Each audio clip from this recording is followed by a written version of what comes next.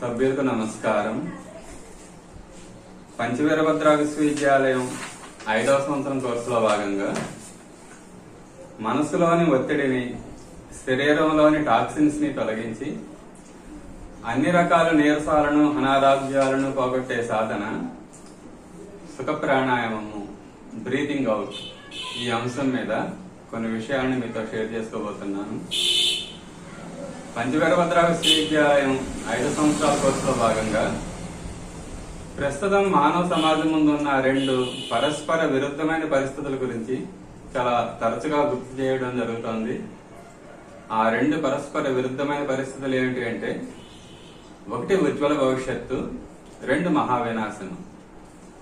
ఆ ఉజ్వల భవిష్యత్తు ఏమిటి అంటే, శ్రీకృష్ణుడి యొక్క శిష్టరక్షణ కార్యక్రమంలో భాగంగా శ్రీకృష్ణుడి యొక్క నిర్యాణం నుండి జరుగుతున్న 5000 సంవత్సరాల దైవీ ప్రణాళికలో భాగంగా భూమిని స్వర్గంగా మార్చే వ్యవస్థలు ప్రాచుర్యాన్ని పొంది ఈ శతాబ్దం చివరి నాటికి భూమి స్వర్గంగా మారుతుంది. ఆ ప్రాచుర్యం పొందబోయే ఆ నూతన వ్యవస్థల కారణంగా మానవ సమాజం యొక్క జీవిత విధానం మారిపోయి మానవ సమాజం రోగరహిత జీవితాన్ని, వృద్ధాప్య రహిత జీవితాన్నే కాకుండా ఈ శతాబ్దం చివరి నాటికి అమరత్వాన్ని కూడా సాధిస్తుంది. మానవ సమాజం అమరత్వాన్ని సాధించినప్పుడే భూమి స్వర్గంగా మారుతుంది. ఎక్కడ దేవతలు ఉంటారో ఆ ప్రదేశాన్ని భూమి అంటాం కాబట్టి, భూమి స్వర్గంగా మారాలి అంటే భూమి మీద ఉన్న మానవ సమాజం దేవమానవ సమాజంగా మారాలి, అమరత్వాన్ని సాధించాలి. దేవతలు అంటే అమరులు. అమరత్వాన్ని సాధించినప్పుడే భూమి స్వర్గంగా మారుతుంది. ఈ రోగాల గురించి అంటే 3 రకాలైన జీవితాలు మానవ సమాజం సాధిస్తుంది. ఎటువంటి జీవితాన్ని మానవ సమాజం జీవిస్తుంది అంటే, రోగాలు ఉండవు, రోగరహిత మానవ సమాజం. వృద్ధాప్యం ఉండదు, వృద్ధాప్యరహిత జీవితం. దేవతలు ఇక్కడ రోగాలు ఉండవు, వృద్ధాప్యం ఉండదు, అమరులు కూడా. అంచేత ఈ 3 లక్షణాలు మనుషులు కూడా వస్తాయి. రోగాలు ఉండవు, వృద్ధాప్యం ఉండదు, మృత్యువు ఉండదు. ఈ రోగాలు, వృద్ధాప్యము, మృత్యువు గురించి ఇప్పుడు మనది టెక్నాలజీ యుగం కదా, ఈ టెక్నాలజీ గురువు స్టీవ్ జాబ్స్ అంటే యాపిల్ కంప్యూటర్స్, ఆ యాపిల్ సంస్థను స్థాపించిన వ్యక్తి. ఆయన ఏం చెప్తాడు అంటే, ఈ సాంకేతికత వలన, ఈ టెక్నాలజీ వలన జీవితాలు సుఖమయం కావచ్చునేమో కానీ, సౌకర్యవంతంగా మారొచ్చేమో కానీ, జీవితం యొక్క ఫండమెంటల్ సమస్యలైన రోగాలు, వృద్ధాప్యము, మృత్యువు, ఈ 3 విషయాల్లో ఈ సాంకేతికత ఏ విధంగా ఉపయోగపడతాయని ఆయన చెప్పడం జరిగింది. రోగాలు రాకుండా నివారించడంలో కానీ, వృద్ధాప్యం రాకుండా నివారించడంలో కానీ, మృత్యువు రాకుండా నివారించడంలో కానీ ఈ టెక్నాలజీ ఏమీ చేయలేదు అని ఆయన చెప్పడం జరిగింది. ఆయన టెక్నాలజీ రంగంలో ఒక హైయెస్ట్ మనిషి. ఈ మానవ సమాజం యొక్క ఫండమెంటల్ సమస్యల గురించి ఆలోచించడం జరిగింది. ఇవి పరిష్కరించలేదని చెప్పడం కూడా జరిగింది. కానీ రానున్న కాలంలో మానవ సమాజం ఏం చేస్తుంది అంటే, ఆధ్యాత్మిక మార్గంలో ఈ 3 సమస్యల్ని పరిష్కరిస్తుంది. రోగాలను అధిగమిస్తుంది, వృద్ధాప్యాన్ని అధిగమిస్తుంది, మృత్యుని అధిగమిస్తుందని మాస్టర్ గారు చెప్పేవారు. అంతేకాకుండా ఈ మోడర్న్ టెక్నాలజీ ఏ విషయాలను అయితే మానవ సమాజానికి ప్రస్తుతం అందజేసిందో, సర్వజ్ఞత్వం, ఇంటర్నెట్, ఈ సోషల్ మీడియా ద్వారా ఏమైనా మనం తెలుసుకోగలుగుతున్నాం. సర్వజ్ఞత్వం, సర్వవ్యాపకత్వం, ఎక్కడైనా మనం ఉండగలుగుతున్నాం. ఈ వీడియో కాన్ఫరెన్స్లు వీటి ద్వారా ఎక్కడున్న వాళ్ళతో అయినా మనం మాట్లాడి ఎక్కడైనా సరే, ఎక్కడికైనా సరే మనం వ్యాపించగలుగుతున్నాం ఈ టెక్నాలజీ వల్ల. అలాగే సర్వసమర్థత, ఏదైనా చేయగలుగుతున్నాం. శుక్రగ్రహానికి కూడా రాకెట్స్ పంపించగలుగుతున్నాం. స్పేస్ టూరిజం కూడా బాగా డెవలప్ అయింది. గుండెలు మార్చగలుగుతున్నాం, తల మార్చగలుగుతున్నాం. ఆ సర్వసమర్థత ఈ మోడర్న్ టెక్నాలజీ వల్ల మానవ సమాజం సాధించగలిగింది. కానీ మాస్టర్కి ఏం చెప్పేవారంటే, ఈ 3 ఇప్పుడున్న ఈ స్థితుల కంటే కూడా అనేక వేల రెట్లు ఎక్కువగా ఉండే సర్వజ్ఞత్వాన్ని మానవ సమాజం సాధిస్తుంది, సర్వ వ్యాపకత్వాన్ని సాధిస్తుంది, సర్వ సమర్థతను సాధిస్తుంది. రానున్న ఈ శతాబ్ద కాలంలో అనేక మంది యోగుల గురించి మనం వింటూ ఉంటాం. ఆ సర్వజ్ఞత్వం వాళ్ళు ఏ విధంగా వాళ్ళ దగ్గర ఉంటుందో, ఏ విధంగా వాళ్ళు సర్వవ్యాపకులు, ఏ విధంగా వాళ్ళు చనిపోయిన వాళ్ళని కూడా రక్షిస్తారు. అనేక మంది యోగుల జీవితాల్లో మనం వింటూ ఉంటాం, చదువుతూ ఉంటాం. ఆ లక్షణాలు సర్వసాధారణంగా మారుతాయి, సార్వజనీనంగా మారుతాయి, అందరికీ కూడా అందుబాటులోకి వస్తాయి. ఈ విధంగా ఏ విధంగా అయితే ఇప్పుడున్న టెక్నాలజీ అందరికీ అందుబాటులోకి వచ్చిందో, ఆ ఆధ్యాత్మిక స్థితి, ఆ యోగ స్థితి ద్వారా ఈ 3 లక్షణాలని ఉపయోగించుకునే పరిస్థితి మానవ సమాజానికి ఆధ్యాత్మిక మార్గంలో వస్తుంది. ఆధ్యాత్మిక మార్గం అంటే మానవ శరీరాన్ని ఉపయోగించుకోవడం. ఇప్పుడు ఈ టెక్నాలజీ అంతా కూడా అనేక రకాలైన యంత్రాలను ఉపయోగించుకునే ఈ సౌకర్యాలు, ఈ సర్వసమర్థత, సర్వజ్ఞత్వం ఇవన్నీ మనకి ఇస్తుంది. ఆధ్యాత్మికత ఏం చేస్తుందంటే మానవ శరీరాన్ని ఉపయోగించుకోవడం ద్వారా ఈ మానవ శరీరాన్ని మించిన అద్భుతమైన యంత్రం ఇప్పటి వరకు రాలేదు అని శాస్త్రవేత్తలే ఒప్పుకుంటున్నారు. ఏ అవయవాన్ని విడివిడిగా చూసుకున్నా సరే, ఈ మానవ శరీరాన్ని ఉపయోగించుకుని మానవ సమాజం ఆ సర్వజ్ఞత్వాన్ని, సర్వసమర్థతను, సర్వయాత్మకత్వాన్ని సాధిస్తుంది. ఇప్పుడున్న వాటి కంటే కూడా అనేక వేల రెట్లుగా ఈ పరిస్థితుల్ని మానవ సమాజం ఉపయోగించుకుంటుంది అని మా శాఖ తరచుగా చెప్పేవారు. ఇది ఆ ఉజ్వల భవిష్యత్తు. ఆ ఉజ్వల భవిష్యత్తు ఏంటంటే రానున్న శతాబ్ద కాలంలో మానవ సమాజం రోగాలు లేకుండా, వృద్ధాప్యం లేకుండా, మృత్యువు లేకుండా వాళ్ళు ఎంతకాలం కావాలంటే అంతకాలం జీవించే పరిస్థితిని పొందడమే కాకుండా సర్వజ్ఞత్వం, సర్వవ్యాపకత్వం, సర్వసమర్థతను కూడా మానవ సమాజం సాధిస్తుంది. ఇదంతా ఏ విధంగా జరుగుతోంది అంటే శ్రీకృష్ణుడి యొక్క శిష్టరక్షణ కార్యక్రమం అని మనం చెప్పుకుంటూ ఉన్నాం. ఆయన యొక్క దుష్టరక్షణ కార్యక్రమం కౌరవ సామ్రాజ్య పతనం అయితే, రాముడి యొక్క శిష్టరక్షణ కార్యక్రమం, రామరాజ్య నిర్మాణం ఎలాగో శ్రీకృష్ణుడి యొక్క శిష్టరక్షణ కార్యక్రమం భూమిని స్వర్గంగా మార్చడం అనేది మనం తరచుగా చెప్పుకుంటూ ఉన్నాం. చేస్తే మానవ సమాజం ముందు ప్రస్తుతం ఇది మానవ సమాజం కోరుకోలేదు ఈ పరిస్థితుల్ని. ఆ అవతారమూర్తి ఆ శ్రీకృష్ణుడు అందజేయదలుచుకున్నాడు మానవ సమాజానికి. మానవ సమాజం ఒక స్థాయికి వచ్చింది కాబట్టి ఎవల్యూషన్ లో, పరిణామ క్రమంలో ఈ సార్వజనీనంగా వీటిని అందజేయడానికి ఒకప్పుడు యోగులు మాత్రమే పొందగలిగే ఆ 3 లక్షణాలు, ఆ 3 స్థితులు సాధారణ మానవ జాతికి, సాధారణ మానవులు కూడా అందజేయడానికి అవతారమూర్తి సంకల్పించుకోవడం జరిగింది. ఆయన యొక్క సంకల్పం వల్ల ఈ ఉజ్వల భవిష్యత్తు మానవ సమాజం ముందు ప్రస్తుతం ఉంది. ఈ ఉజ్వల భవిష్యత్తే కాకుండా ఒక మహా వినాశం కూడా ఉంది మానవ సమాజం ముందు ప్రస్తుతం ఉన్న పరిస్థితుల వలన అని మనం అనేక సందర్భాల్లో చెప్పుకుంటూ ఉన్నాం. ఆ మహా వినాశం ఏంటంటే ప్రస్తుతం మానవ సమాజంలో ఉన్న ఈ రాజకీయ, ఆర్థిక, శాస్త్ర, కళా, సాహిత్య రంగాల యొక్క విధానాల వలన, ఈ వ్యవస్థల వలన, ఈ వ్యవస్థలను వలన ఏర్పడిన ఈ జీవిత విధానం వలన, ఈ జీవిత విధానంతో మానవ సమాజం ప్రకృతిని ధ్వంసం చేస్తూ ఉండడం వల్ల రానున్న 15 సంవత్సరాల్లో ఏర్పడిపోయే ప్రకృతి వైపరీత్యాల్లో 90% మానవ జాతి నశించిపోయే అవకాశం ఉంది. ఇది కూడా మనం తరచుగా గుర్తు చేసుకుంటున్నాం. ఆ మహా వినాశకర పరిస్థితుల్లో ఆ ప్రకృతి వైపరీత్యాలని ఇప్పటికే మనం అనేక సంఘటనలు చూస్తూ ఉన్నాం. ఆ గ్లోబల్ వార్మింగ్ విపరీతంగా పెరుగుతూ ఉండడం, ఎండలు విపరీతంగా, అతివృష్టి, అనావృష్టి, రికార్డు స్థాయిలో ఎండలు, అనేక ప్రకృతి వైపరీత్యాల గురించి మనం తరచుగా వింటూ ఉన్నాం, పేపర్లో చదువుతూ ఉన్నాం.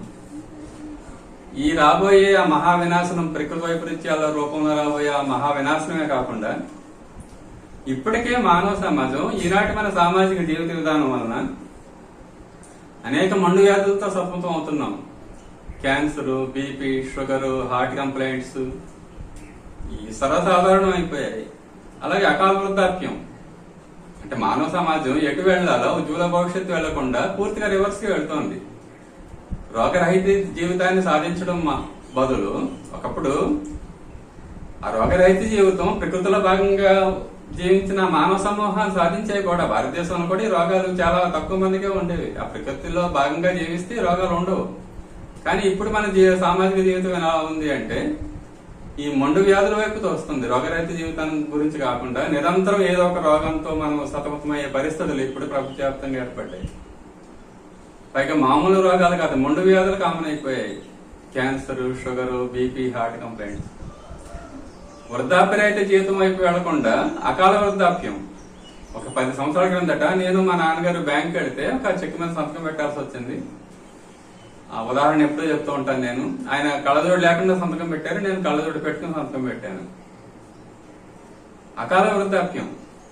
30 ఏళ్ళకి 40 ఏళ్ళకి ఆ నీరసాలు వచ్చేస్తున్నాయి, ఏ సత్తువ ఉండట్లేదు. అకాల వృద్ధాప్యం కూడా కామన్ అయిపోయింది. 40-45 ఏళ్ళకి జుట్లు నెరిసిపోవడం. అకాల మృత్యువు 50 సంవత్సరాలు దాటిందంటే ఎప్పుడు ఏమవుతుందో తెలియదు, ఎప్పుడు గుట్టుకుమంటామో తెలియదు. అంచేత మొండు వ్యాధులు, అకాల వృద్ధాప్యం, అకాల మృత్యువు సర్వసాధారణంగా మారిపోయింది ఈనాటి మన జీవిత విధానం వల్ల. అంటే ఎలా ఉంది అంటే, అమృతాన్ని, మానవ సమాజానికి అమృతాన్ని అందజేసి ఆ అమరత్వాన్ని అందించాలి అని గురువులు ప్రయత్నిస్తూ ఉంటే, అవతారమూర్తి ప్రయత్నిస్తూ ఉంటే, ఆ దైవీ ప్రణాళిక ప్రయత్నిస్తూ ఉంటే, మనం ఏమైంది అంటే హాలాహలాన్ని పొందుతున్నాం. ఈ దేవతలు అమృతాన్ని పొందడం ద్వారా వాళ్ళు అమరులయ్యారు అని మన పురాణాల కథలు వింటూ ఉంటాం. ఆ అమృతం కోసం ఏం జరుగుతుంది అంటే సముద్ర మదనం జరుగుతుంది. ఆ వాసుకి అనే సర్పాన్ని తాడుగా తీసుకుని ఈ సముద్ర మందనం ఇటు రాక్షసులు దేవతలు చేస్తారు. ఎవరు తోక వైపు పట్టుకుంటారు, ఎవరు శిరస్సు వైపు పట్టుకుంటారు అంటే రాక్షసులు ఏమంటారంటే మేము చాలా బలవంతులు అంచేత మేము తలవైపు పట్టుకుంటాం అంటారు వాళ్ళు. దేవతలు తోక వైపు పట్టుకుంటారు. ఇప్పుడు మానవ సమాజంలో కామన్ గా ఏముందంటే నేను చాలా గొప్పవాణ్ణి అనే అహంకారం, ఆ స్వార్థం. రాక్షసత్వం అంటే స్వార్థం.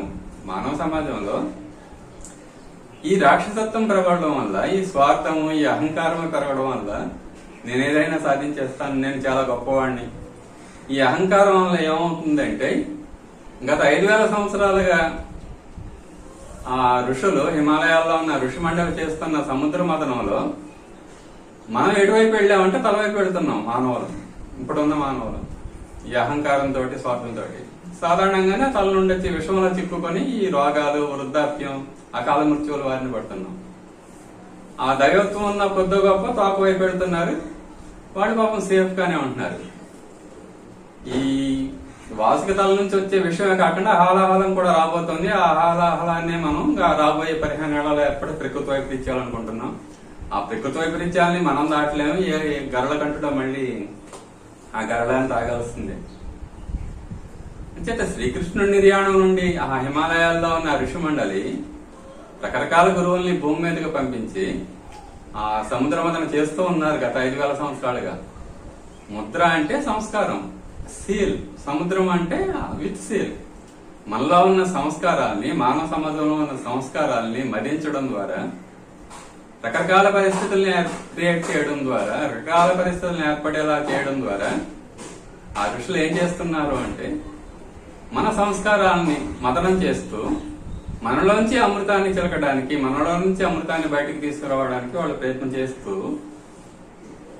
ఈ రోగాలు లేకుండా, వృద్ధాప్యం లేకుండా, మృత్యువు లేకుండా ఉండే విధానాన్ని ఇప్పటికే మానవ సమాజానికి సూక్ష్మ జగత్తులో అందుబాటులోకి తీసుకొచ్చారని మాస్టర్కి చెప్పేవారు. యోగి అరవిందులు కూడా ఆ అమరత్వం ఆకాశంలో అలా వేలాడుతోంది అని చెప్పడం జరిగింది. ఆ ఉదాహరణని చాలాసార్లు మాస్టర్కి చెప్పేవారు.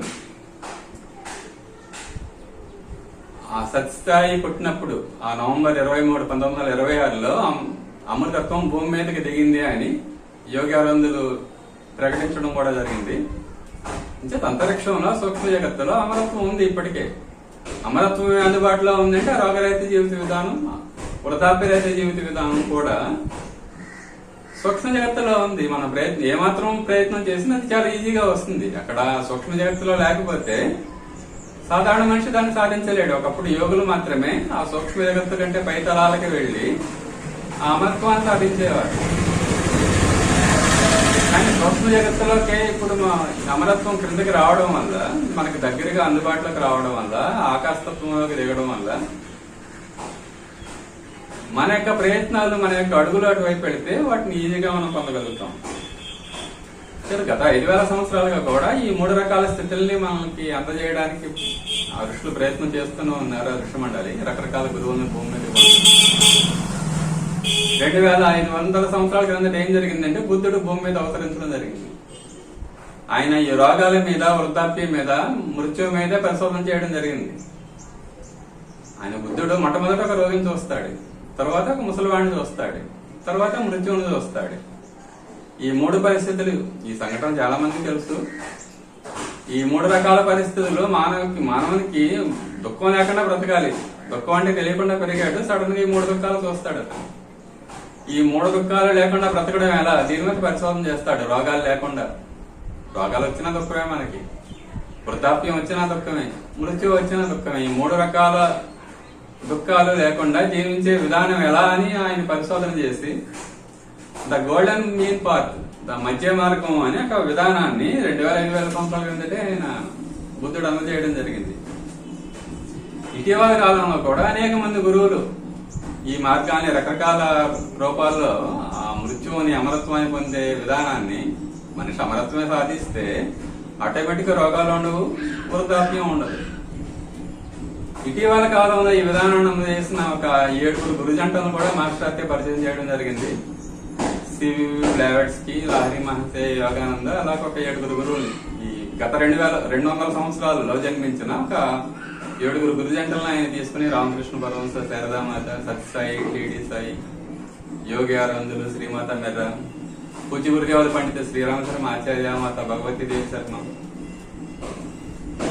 రమణ మహర్షి, జిల్లెడమూడమ్మ, ఇలా 7 గురుజంటలని తీసుకొని అమరత్వాన్ని వాళ్ళు అందించిన సాధనా విధానాలను కూడా ఆయన విడమర్చి చెప్పేవారు. ఇలా పూజ్య గురుదేవుల పండిత శ్రీరామచరణ ఆచార్య గాయత్రి మంత్రం యజ్ఞ విధానం ద్వారా ఈ అమరత్వాన్ని సాధించే విధానాన్ని అందజేయడం జరిగింది. 18 సంవత్సరాల వయసుతో మనం ఎంత ఆరోగ్యంగా ఉంటామో వయసులో, ఆ వయసుతో ఎంతకాలమైనా జీవించే విధానాన్ని అయినా గాయత్రి మంత్రం ద్వారా అందజేయడం జరిగింది. అరవిందో ఇంటగ్రల్ యోగా ద్వారా, సివివి భృక్తరహిత తారక రాజ యోగం ద్వారా, అలాగా ప్రతి గురువు కూడా, షిరిడి సాయి అయితే శ్రద్ధ సబూరి, ఈ 2 లక్షణాలు ఉంటే వాటిని సాధించేయచ్చు. శ్రద్ధ సబూరి ఉంటే రోగాలు లేకుండా జీవించవచ్చు, వృద్ధాప్యం మన యాక్టివిటీని ఎక్కడ ఆపకుండా జీవించవచ్చు, మృత్యువుని దాటచ్చు. ఆయన శ్రద్ధ సబూరి రూపంలో ఆయన అందజేయడం జరిగింది. అలాగే ఈ గురువులందరూ కూడా రకరకాల రూపాల్లో వాటిని ఈ రోగాలు లేకుండా, వృద్ధాప్యం లేకుండా, మృత్యువు లేకుండా జీవించే విధానాన్ని అందజేయడం జరిగింది. మాస్టర్కే కూడా ఈ 3 లక్షణాలు, రోగరహిత జీవితాన్ని, వృద్ధాప్యరహిత జీవితాన్ని, అమరత్వాన్ని సాధించడానికి ఉపకరించే అనేక సాధనా విధానాలను ఆయన అందజేయడం జరిగింది. ఆ సాధనా విధానాల్లో క్రిందటి వీడియోలో చెప్పిన నామజపంతో కూడా మనం ఈ 3 లక్షణాలు పొందొచ్చు. మనలో ఆ డివినిటీ, నామజపం ఏం చేస్తుందంటే మనలో ఆ డివినిటీ పెరుగుతుంది, పెంచుతుంది. ఆ డివినిటీ పెరిగే కొద్దీ మనలో ఉండే ఆ మానసికమైన ఒత్తిడి, మానసికమైన సమస్యలు తొలగిపోతాయి, మనలో పూర్ణస్థితి ఏర్పడుతుంది అనుకున్నాం. ఆ పూర్ణస్థితి ఏర్పడినప్పుడు రోగాలు ఉండవు, వృద్ధాప్యం ఉండదు, మృత్యువు ఉండదు. ఆ స్థితి ఎలాంటిదంటే రోగాలు మన యాక్టివిటీని ఆపదు. కొంత రోగం వస్తే ఇంకే పని చేయరు, కదలకుండా అలా పడుంటారు అంతే. చిన్న పని కూడా ముట్టుకోరు, ఆ రోగంతోనే మూలుగుతూ ఉంటారు. కానీ కొంతమంది ఆ రోగాలు ఉన్నా సరే దాన్ని పట్టించుకోకుండా పని చేస్తూ ఉంటారు. రోగరహిత జీవితం అంటే రోగం వచ్చిందా లేదా, మన యాక్టివిటీని రోగం ఆపకుండా ఉంటే రోగరహిత జీవితం ఇది.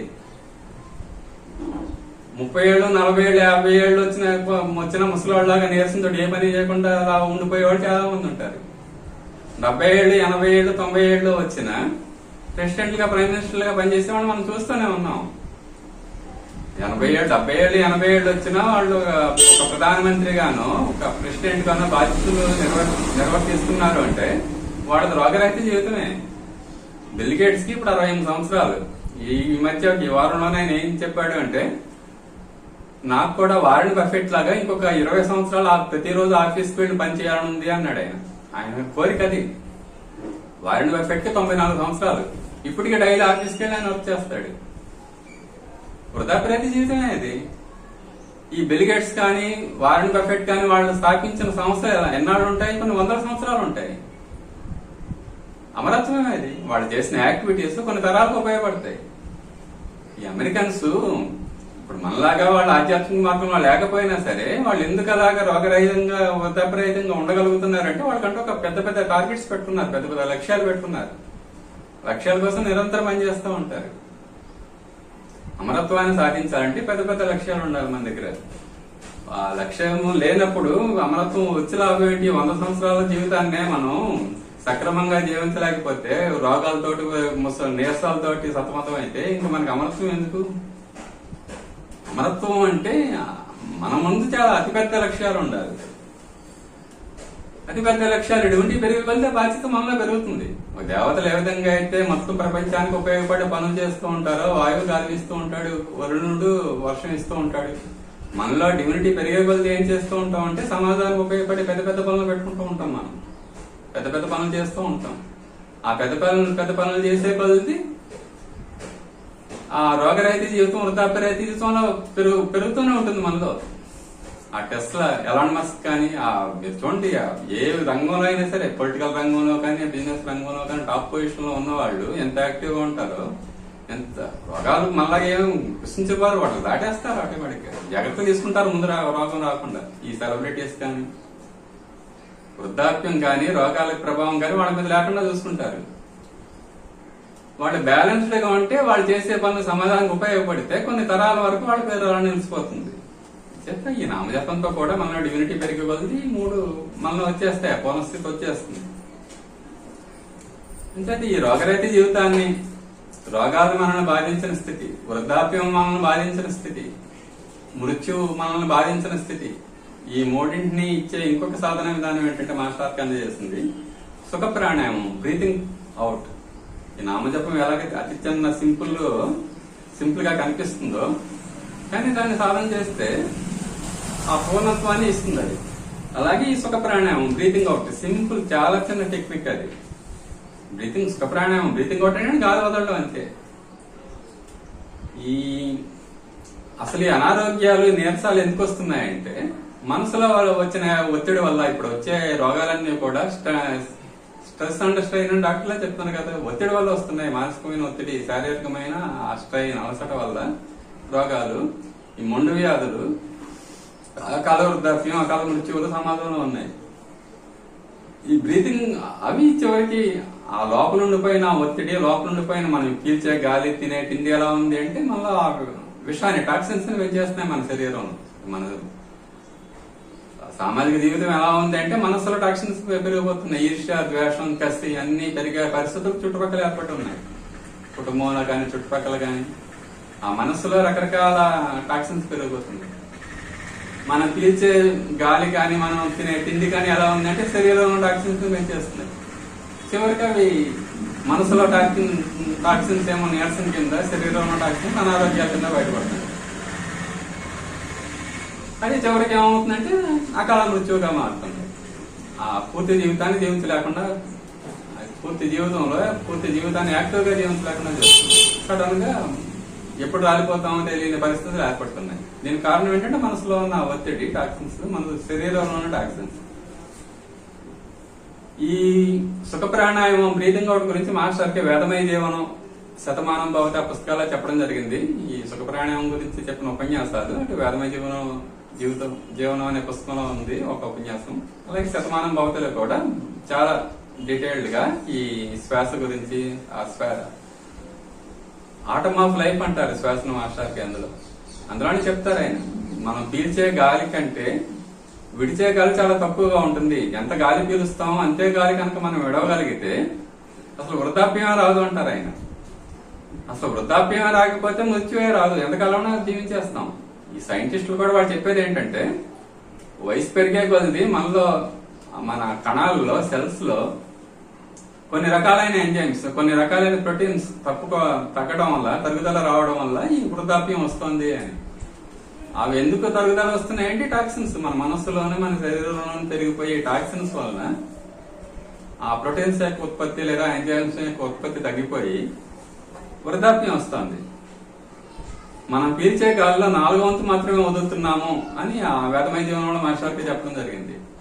ఆ శతమానం భవతి పుస్తకంలో మనం పీల్చే గాలి ఎంత పీలుస్తామో అంతే గాలి కనుక మనం వదలగలిగితే అసలు వృద్ధాప్యం రాదు అని. మరి ఇన్ని సంవత్సరాల నుండి మనం పీల్చే గాలి ఎక్కువ, వదిలే గాలి తక్కువగా ఉంది కాబట్టి, ఆ లోపల టాక్సిన్స్ ఉన్నాయి కాబట్టి, ఆ టాక్సిన్స్ ని, శరీరంలో ఉన్న టాక్సిన్స్ ని, మనసులో ఉన్న ఒత్తిడిని మనం బయటికి గెంటాలి అంటే ఇప్పుడు ఎక్కువగా గాలి వదలాల్సి ఉంటుంది.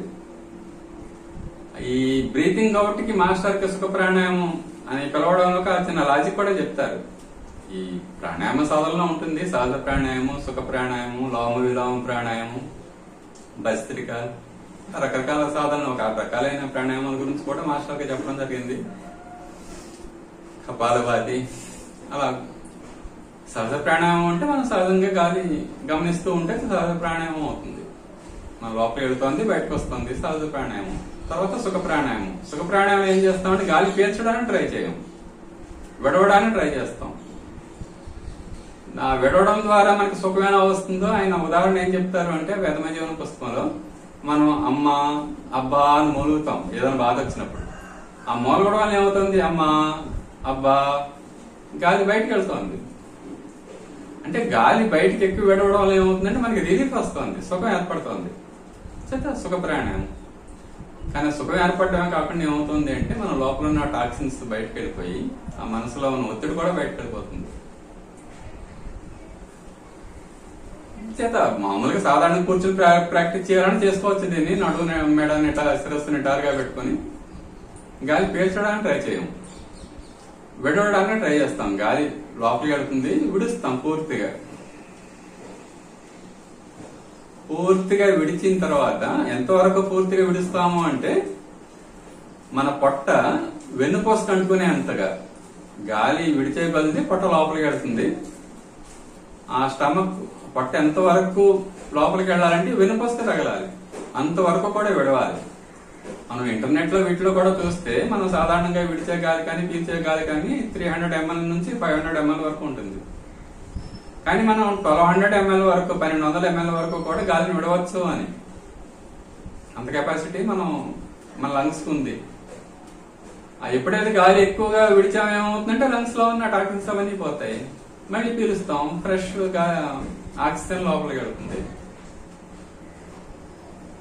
కానీ ఆ సింపుల్ లాజిక్ ఏంటంటే మనం ఇందులో ముఖ్యంగా మెయిన్ గుర్తుంచుకోవాల్సింది ఏంటంటే ముసలితనం రాకుండా, నీరసం రాకుండా మనం ఎప్పుడు యాక్టివ్ గా ఉండాలి అంటే గాలి ఎక్కువగా వదులుతూ ఉండాలి. మనంతటా మనం వదలలేకపోతున్నాం, ఈ టాక్సిన్స్ వల్ల కావచ్చు, మనం తినే తిండి వల్ల, ఒత్తిడి వల్ల పీల్చే గాలి కంటే విడిచే గాలి తక్కువగా ఉంటుంది. ఒక పర్టికులర్ గా రోజుకి 2 సార్లు కనుక మనం ప్రాక్టీస్ చేస్తూ ఉంటే నెమ్మదిగా మనలో ఏమవుతుందంటే గాలి ఎక్కువ వదిలే అలవాటు వచ్చేస్తుంది. మనకి ఇప్పుడున్న అలవాటు ఎలా అయిపోయిందంటే పీల్చే గాలి కంటే విడిచే గాలి తక్కువగా ఉంది, ముసలితనం వస్తుంది. రోజుకి 2 సార్లు కనుక మనం ఇది పెట్టుకుని బ్రీతింగ్ అవుట్ చేస్తే నెమ్మదిగా మన సహజంగా గాలి పీల్చే విధానం ఎలా మారుతుంది అంటే ఎక్కువ విడిచేలా వస్తుంది.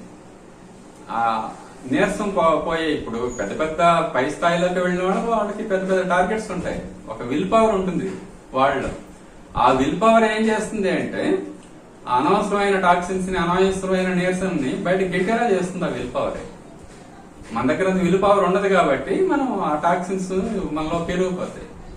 వాళ్ళకి అది అవసరం కాబట్టి, ఆ ఓపిక అవసరం, ఆ ఆరోగ్యం అవసరం కాబట్టి వాళ్ళు తెచ్చుకుంటారు విల్ పవర్ తోటి. ఆ విల్ పవర్ ఉన్నప్పుడు ఆటోమేటిక్ గా విల్ పవర్ బయటకి గెట్టేస్తుంది ఆ టాక్సిన్స్, ఆ నీరసాన్ని, ఆ బద్ధకాన్ని. ఆ విల్ పవర్ లేనప్పుడు, ఆ అనాసక్తత ఉన్నప్పుడు ఏమవుతుందంటే ఈ నీరసాలు, టాక్సిన్స్ పెరుగుతాయి. మనం కనుక ఇది ఆ బ్రీతింగ్ అవుట్, గాలి గెంటేయడం కనుక చేస్తే ఏమవుతుందంటే మనకు తెలియకుండానే ఆ విల్ పవర్ మనలో పెరుగుతుంది, ఆ టాక్సిన్స్ పోతాయి, ఆ డివినిటీ పెరుగుతుంది, ఆ హెల్త్ పెరుగుతుంది. ఆధ్యాత్మికతకి, ఆరోగ్యానికి సన్నటి పొర మాత్రమే కలదు అంటారు ఈకే గారు. రెండింటికి తేడా లేదు. ఆ రెండింటికి డిఫరెన్స్ ఏంటంటే సన్నటి పొర, అది కూడా ఊహాజనితం అయింది అంటారు ఆయన. ఆ సన్నటి పొర కూడా ఎలాంటిదంటే ఊహాజనితం అయిందట. అంటే కరెక్ట్ ఆరోగ్యం కనుక మనలో పెరుగుతూ ఉంటే కరెక్ట్ ఆత్మశక్తి కూడా పెరుగుతూ ఉంటుంది, ఆ ప్రాణశక్తి కూడా పెరుగుతుంది.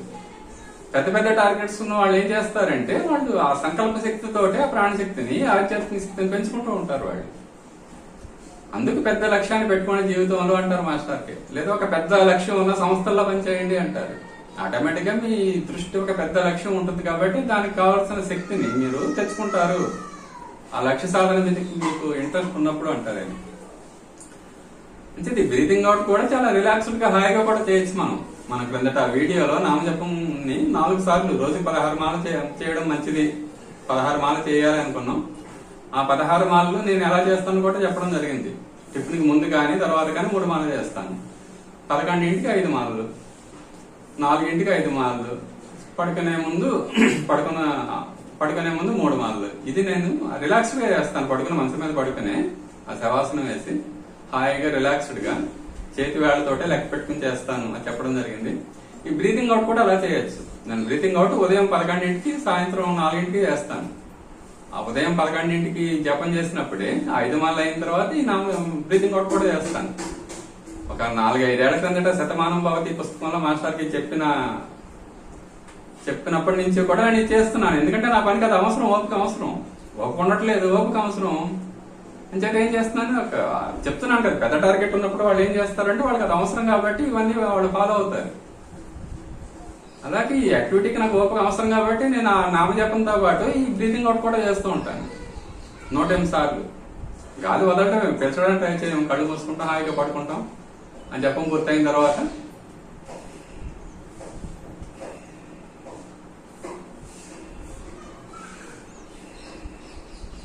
శబ్దం చేయక్కర్లేదు, నెమ్మదిగా పూర్తిగా వదలడానికి ట్రై చేస్తాను. చాలా రిలాక్సేషన్ వస్తుంది. అది 5 మాలకు జపం చేయడానికి 7 నిమిషాలు 7-8 నిమిషాలు పడుతుంది. 108 సార్లు బ్రీతింగ్ అవుట్ కూడా 7-8 నిమిషాలు పడుతుంది. మనకు ఆ తేడా ఎప్పుడు తెలుస్తుందంటే, బాగా ఏదైనా ఒత్తిడిగా ఉన్నప్పుడు, మానసికమైన ఒత్తిడి ఉన్నప్పుడు, బాగా అలసిపోయినప్పుడు ఆ జపం బ్రీతింగ్ అవుట్ చేయడానికి ఎంత ముందు ఎలా ఉన్నాం, తర్వాత ఎలా ఉన్నాం. బ్రీతింగ్ అవుట్ కూడా విడిగా కూడా చేయొచ్చు. దాని పనులు ఎక్కువగా ఉన్నాయి అనుకోండి, ఒత్తిడి ఎక్కువగా ఉంది, జపం ఒకసారి ఆ జపానికి 1 గంట, బ్రీతింగ్ అవుట్ కి 2 మధ్య 1 గంట గ్యాప్ ఇస్తాను. ఆ తేడా కూడా తెలుస్తుంది. అప్పుడు ఆ పడుకునే ముందు మన మనస్సు ఎలా ఉంది, ఎంత ఒత్తిడితో ఉంది, లేదా శరీరానికి అలసట ఎలా ఉంది, ఈ 108 సార్లు ఈ 7-8 నిమిషాల్లో ఎంత రిలీఫ్ వస్తుంది, ఆ తేడా చాలా స్పష్టంగా తెలుస్తుంది. మామూలుగా ఉన్నప్పుడు తెలియదు, కానీ మామూలుగా నార్మల్ గానే ఉంటాం, అది పెద్ద తెలియదు. కానీ ఒత్తిడి ఉన్నప్పుడు, అలసట ఉన్నప్పుడు మాత్రం ఆ తేడా బాగా తెలుస్తుంది. అంటే ఈ ఒత్తిడి అలసట ఉన్నప్పుడు మనం చేసామనుకోండి, ఏదో అనారోగ్యం మనల్ని ఎప్పుడు పట్టి పీడిస్తుంది అనుకోండి, చేయడం మంచిది. జ్వరం, కొంతమంది ఫ్రీక్వెంట్ గా ఏదో ఒక అనారోగ్యం వస్తుంది, తలనొప్పి కానీ జ్వరం కానీ, వాళ్ళు చేస్తారనుకోండి, బాడీలో టాక్సిన్స్ అన్ని బయటకు వెళ్ళిపోతాయి.